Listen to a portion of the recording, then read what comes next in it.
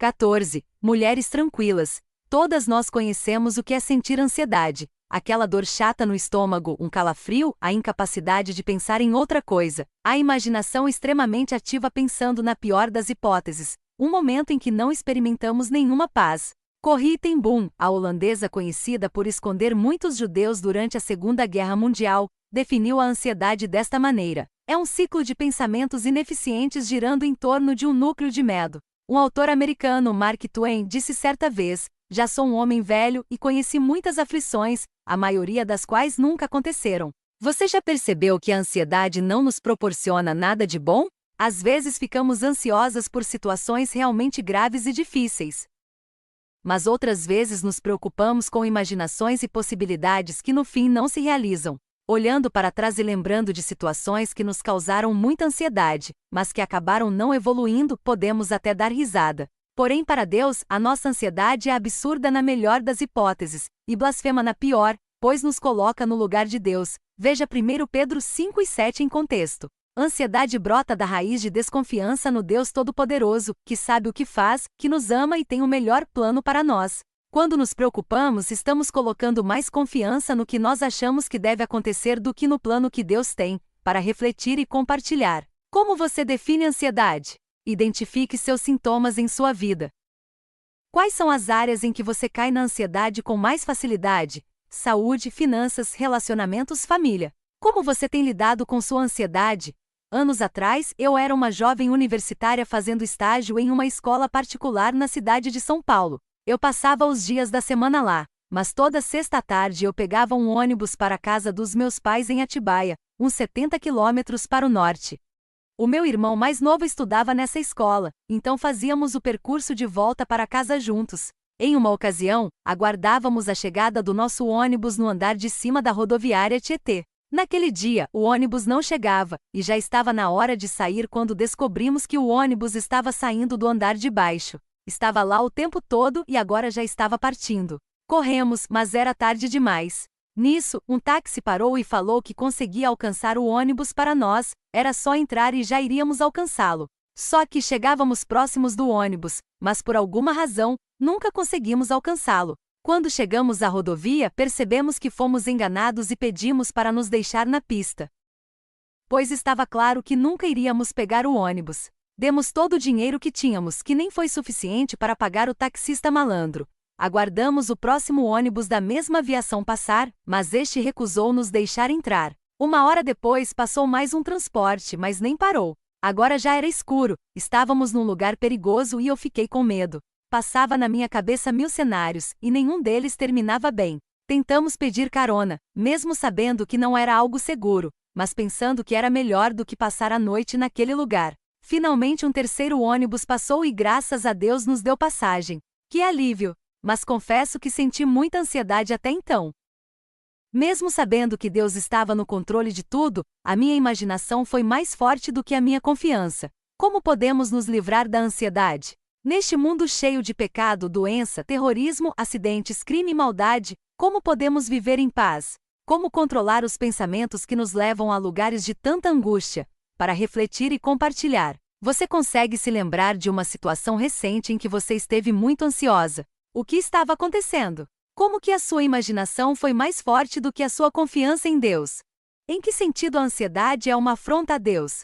De que maneira ela representa orgulho em nossas vidas? O poder da palavra corta a corrente da ansiedade que tanto nos sufoca e está à disposição de todos que buscam a capacitação nela. Vamos trabalhar essa ideia estudando 5 textos que nos ajudam não somente a lidar com a ansiedade, mas a desenvolver um coração tranquilo que descansa em Deus.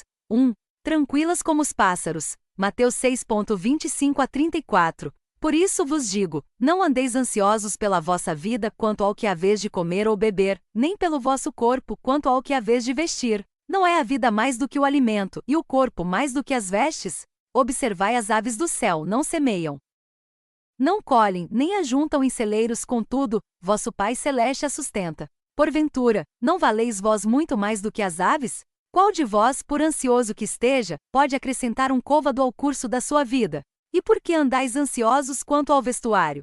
Considerai como crescem os lírios do campo, eles não trabalham nem fiam. Eu, contudo, vos afirmo que nem Salomão em toda a sua glória se vestiu como qualquer deles. Ora, se Deus veste assim a erva do campo, que hoje existe e amanhã é lançada no forno, quanto mais a vós outros, homens de pequena fé? Portanto, não vos inquieteis, dizendo: que comeremos? Que beberemos? Ou, com que nos vestiremos? Porque os gentios é que procuram todas estas coisas. Pois vosso Pai Celeste sabe que necessitais de todas elas. Buscai, pois, em primeiro lugar, o seu reino e a sua justiça, e todas estas coisas vos serão acrescentadas. Portanto, não vos inquieteis com o dia de amanhã, pois o amanhã trará os seus cuidados, basta ao dia o seu próprio mal. Esses versículos do Sermão do Monte, tão conhecidos, vêm logo depois de uma exortação em que Jesus adverte contra correr atrás de tesouros na terra. Ao invés disso, devemos acumular tesouros no céu. Ele explica que não podemos servir a dois mestres, o dinheiro e Deus. Nesse contexto, Jesus nos ensina sobre o perigo da preocupação. Quais são algumas das lições que podemos tirar desses versículos? 1. Deus cuida muito bem dos pássaros, e eu sou mais importante para Ele do que muitos pássaros. É algo tão simples, mas profundo. Você já viu um pássaro ansioso? Parece que os pássaros têm algo para nos ensinar sobre a confiança em Deus. Se Deus cuida deles, com certeza cuidará de nós. 2. A minha preocupação não acrescenta nada para a minha vida. Por mais que fiquemos ansiosas, não temos o poder de mudar um segundo do futuro.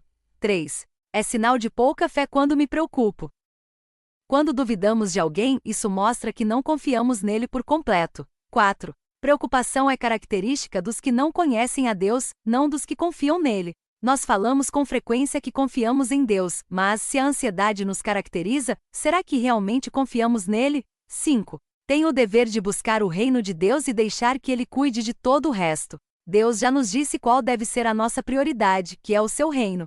Precisamos fazer o que Deus pede. 6. O hoje é um presente de Deus, não o estrague preocupando-se com o amanhã. Não sabemos se teremos um amanhã. Salmos 118 e 24, diz: Este é o dia que o Senhor fez, regozijemo-nos e alegremo-nos nele. Para refletir e compartilhar. Das 6 lições destacadas anteriormente, qual é a mais desafiadora para você? Como você poderá crescer nessa área? Como que a ansiedade reflete desconfiança de Deus? 2. Tranquilas diante de um bom pai. Mateus 7. 9 a 11. Ainda no Sermão do Monte, ensina outras lições sobre a ansiedade. Ou qual dentre vós é o homem que, se porventura o filho lhe pedir pão, lhe dará pedra? Ou se lhe pedir um peixe, lhe dará uma cobra? Ora, se vós, que sois maus, sabeis dar boas dádivas aos vossos filhos, quanto mais vosso Pai, que está nos céus, dará boas coisas aos que lhe pedirem. Nós aprendemos que 1. Deus é o nosso Pai e quer que nós o encaremos assim. Deus é o melhor Pai de todos. 2. Se eu que sou pecadora consigo dar presentes bons para os meus filhos, quanto mais o meu Pai me dará? Para refletir e compartilhar. O relacionamento de um pai amoroso com sua filha querida descreve como você enxerga Deus. 3. Tranquila sob os cuidados de Deus. Um texto muito encorajador nos lembra de que Deus já fez o mais difícil quando entregou seu próprio filho por nós. O argumento que passar do maior para o menor, usado muito pelos rabinos antigos, ensina lições preciosas. Romanos 8 e 32. Aquele que não poupou seu próprio filho, antes por todos nós o entregou. Porventura, não nos dará graciosamente com ele todas as coisas? Deus já me deu o que tem de mais precioso e totalmente de graça. Como posso duvidar dele e dos planos que ele tem para mim, para refletir e compartilhar? Quando tentada a se preocupar, o seu normal é focar o problema. O que poderia acontecer? Ou lembrar de tudo que Deus já fez e então descansar nele. Avalie esta declaração. A fidelidade de Deus no passado é motivação no presente a prosseguir segura com ele para o futuro. 4. Tranquilas em Jesus. Deus não esconde de nós o fato de que enfrentaremos aflições sérias neste mundo que jaz no maligno. Nosso foco não deve estar nas aflições, mas naquele que as venceu. João 16 e 33. Estas coisas vos tenho dito para que tenhais paz em mim. No mundo passais por aflições, mas tende bom ânimo, eu venci o mundo. Esse versículo vem logo depois que Jesus explicou para os seus discípulos que todos eles iriam abandoná-lo, mas que ele não estaria só, pois Deus estaria com ele. Aqui vemos que, 1. A paz, o oposto de ansiedade, encontra-se em Jesus. Não desperdice o seu tempo procurando paz em outros lugares. 2. Nós enfrentaremos aflições. Jesus deixou isso muito claro. Mas não devemos nos preocupar com isso, pois ele já venceu o mundo. No fim, tudo realmente dará certo. Eu nunca quis sugerir que coisas difíceis não acontecem. Jesus já nos advertiu que teremos aflições, sim. Mesmo quando o pior acontece, quando parece que nada faz sentido e que o mundo desmoronou, Deus continua sendo fiel. Ele ainda está no controle e ainda é um Pai que nos ama demais.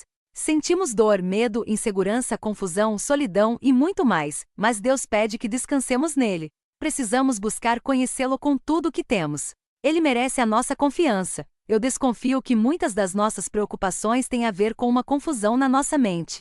Se pararmos para pensar, sabemos que não temos o poder para influenciar muitos acontecimentos. Eu não tenho poder sobre o tempo, se fará calor, frio, sol ou chuva. Não consigo acrescentar ou diminuir a minha estatura, o tempo de vida que terei e muitas outras coisas também. Estas áreas são da responsabilidade de Deus. Ele está no controle e Ele cuidará. Não adianta ficar preocupada, ansiosa, irada ou qualquer outra emoção negativa, pois não afetará em nada o que irá acontecer. Para refletir e compartilhar. Onde você tem buscado a paz? Se não foi em Jesus, qual tem sido o resultado? 5. Tranquilas dentro da vontade de Deus. Finalmente podemos encontrar paz dentro da perfeita e já revelada vontade de Deus. Uma das principais causas de ansiedade diz respeito à misteriosa vontade divina, ou seja, a parte da vontade de Deus que ainda não foi revelada. No entanto, não deve ser assim, como esse texto nos lembra. As coisas encobertas pertencem ao Senhor, nosso Deus, porém as reveladas nos pertencem a nós e a nossos filhos, para sempre, para que cumpramos todas as palavras desta lei. Deuteronômio 29 e 29. Existem muitas áreas que são da nossa responsabilidade. Deus nos deu muitos princípios e diretrizes mostrando qual é a vontade dele em nossas vidas. Deus me deu a responsabilidade de cuidar do meu relacionamento com Ele, sondar o meu coração, deixar de pecar e cuidar das prioridades que Deus me deu, marido, filhos, casa, ministério, etc. Parece-me que muita da nossa ansiedade é fruto de pegar para nós a responsabilidade que pertence a Deus e não focar naquilo que Deus pediu que fizéssemos. No capítulo 12 contei um pouco da nossa história, de quando Deus pediu que cuidássemos da nossa netinha cardiopata, a Daça. No cuidado dela havia muitas áreas legítimas de preocupação. O custo do cuidado dela era muito além da nossa possibilidade financeira. Sua saúde era extremamente frágil. Não sou da área da saúde, então tudo era muito novo e estranho para mim.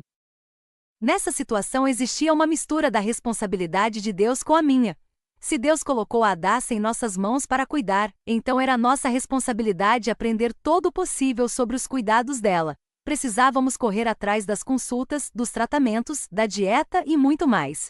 Contudo, não era minha responsabilidade fazer tudo acontecer, o desenvolvimento dela, as datas de procedimentos cirúrgicos, as ofertas que receberíamos para seus medicamentos e muito mais. Resumindo, precisamos ser responsáveis por aquilo que Deus colocou sob nossos cuidados. Trabalhar, investir em relacionamentos, obedecer à palavra de Deus, mas o resultado disso tudo pertence a Ele.